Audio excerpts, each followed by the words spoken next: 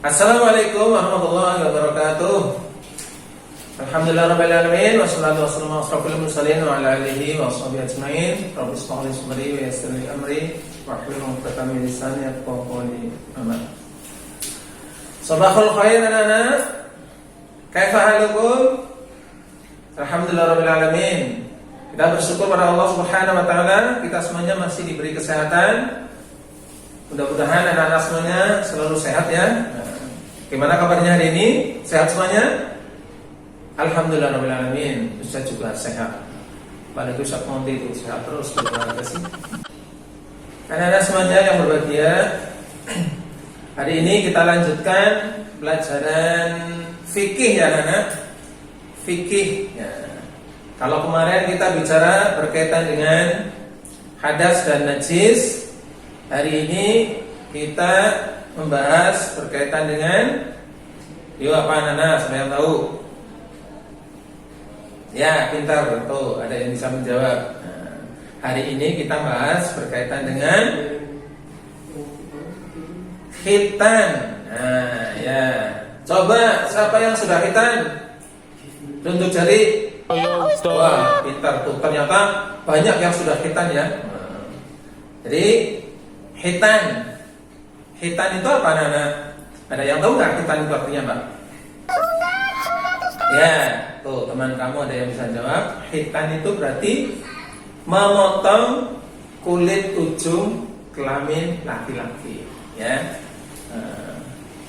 Kenapa kita diperintahkan untuk khitan?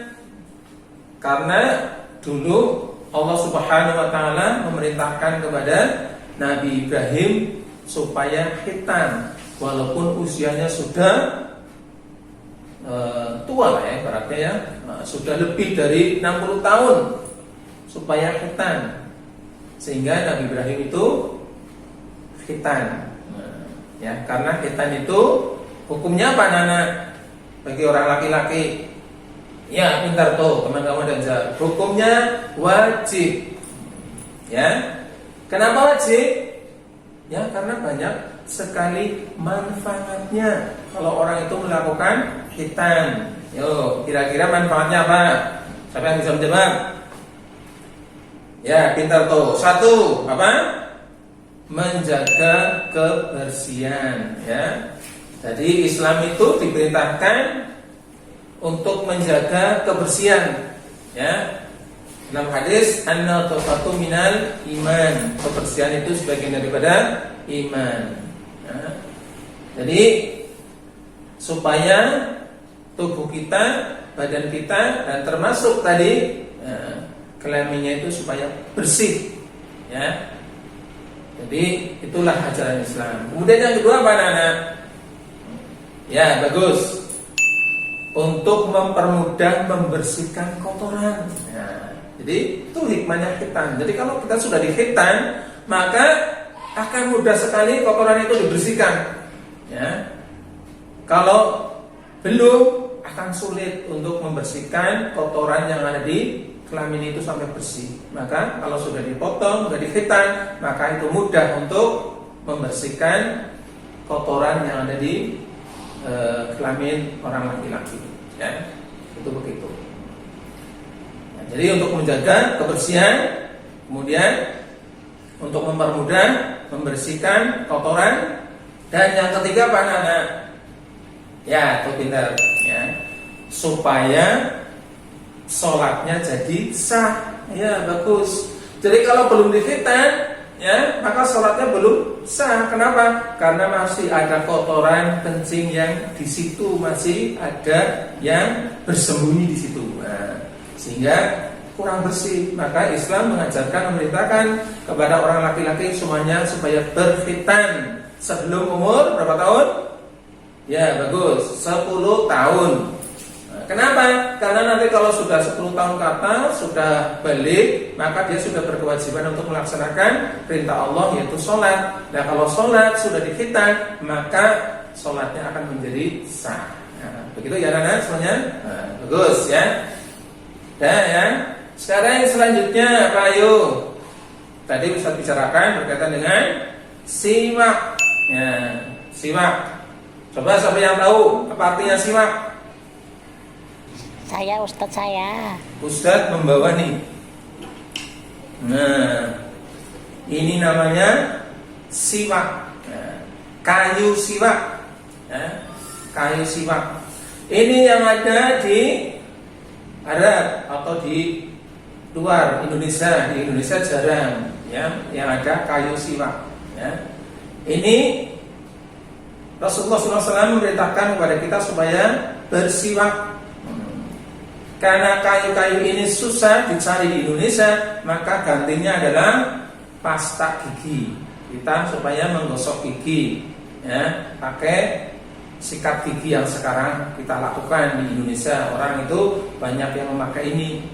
Kalau siwak jarang yang memakai karena di Indonesia jarang sekali kayu-kayu seperti ini. Maka kita diperintahkan untuk menggunakan sikat gigi gantinya siwak. Ya. Kalau kita sudah gosok gigi, insya Allah gigi kita menjadi kan bersih. Ya. Itu siwak. Ya. Kemudian kapan kita diperintahkan untuk melakukan siwak? Yo, siapa yang tahu? Ya, pintar tuh teman kamu. Kita disunahkan oleh Rasulullah SAW supaya melakukan siwak. Nah, kapan waktunya? Satu, ketika kita mau berwudu, ya, berwudu kita siwak, pakai siwak, siwakan dulu. Caranya gimana? Sama kayak orang menggunakan gigi, pasta gigi sikatan, ya, sama, bersiwak. Ini menggunakan siwak. Kalau kita mau berwudu, siwak dulu, disunahkan. Ya. Yang kedua kapan? Ketika akan melakukan sholat. Ya, jadi siwak ini, ya, para kiai atau ustadz ada yang selalu pegang siwak ini di bawah. Kalau sholat ke masjid bawa siwak, taruh di saku. Ya. Kemudian kalau sudah mau sholat, sudah adzan, udah qomat, dia siwakan dulu sebentar. Silakan. Kemudian masukkan lagi ke saku, ya. Kemudian dia siap untuk sholat takbir. Nah, itu. Jadi kita kalau mau melaksanakan sholat menggunakan siwak. Kemudian yang ketiga apa lagi anak-anak?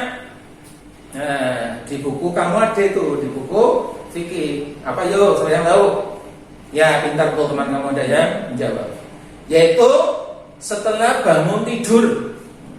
Jadi kalau kita sudah tidur kemudian bangun, nah itu diperintahkan juga untuk bersiwakan dulu, siwak, giginya siwakan dulu, ya, menggunakan siwak.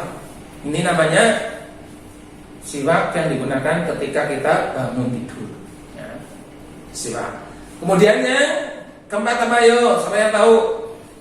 Ya bagus tuh, teman kamu juga pintar-pintar bisa menjawab. Ya. Ketika masuk rumah, ya, jadi kalau kalian pulang dari sekolah atau dari tempat lain, masuk ke rumah, nah, sebelum masuk sikatan dulu, pakai siwak dulu, baru buka pintu masuk, tentunya salam, ya, itu. Kemudian yang terakhir ada ketika mau membaca Al-Quran, ya. Jadi kalau anak-anak mau baca Quran itu disunahkan, diperintahkan oleh Rasulullah SAW supaya pakai siwak dulu. Ya. Setelah siwakan, kemudian membaca Al-Quran. Ya. Itu 5 yang disunahkan oleh Rasulullah SAW untuk melakukan siwak. Ya. Jadi oleh karena itu, mari kita bersama-sama untuk berusaha menjaga kesehatan, menjaga kebersihan supaya kita selalu bersih dan sehat. Kita dengan cara tadi, hitan bagi orang laki-laki dan bagi yang lainnya, perempuan dan laki-laki bisa juga menggunakan dengan siwak, yaitu membersihkan gigi ketika kita tadi, ya, mau wudu, mau sholat, ya, mau masuk rumah, mau baca Quran, itu yang disunahkan untuk kita melakukan siwak. Lah karena ini susah, di Indonesia jarang kayunya, maka pakai pasta gigi, sikatan tadi, ya, pakai pasta gigi. dan sebagainya. Maka disunahkan saja, tidak wajib. Kenapa? Karena nanti dikhawatirkan memberatkan pada umatnya Nabi, ya. Kita harus selalu pegang siwak mau masjid kemana, ya. Padahal siwaknya mungkin ketinggalan di rumah, akhirnya kan kita gimana? Bingung kan? Makanya pakai siwak itu disunahkan saja, bukan wajib. Nah, itu anak-anak yang kita bahas hari ini. Jadi kita bahas berkaitan dengan hitam. Kemudian yang kedua tadi siwak. Mudah-mudahan kita selalu bisa mengamalkannya, melaksanakannya untuk menjaga kebersihan kita supaya kita selalu sehat, ya, dan kita bisa melaksanakan ibadah dengan baik karena kita sehat. Demikian anak-anak, mudah-mudahan bermanfaat untuk kita semuanya. Kita ketemu lagi di kesempatan lain dan mohon maaf bila itu hidayah. Assalamualaikum warahmatullahi wabarakatuh.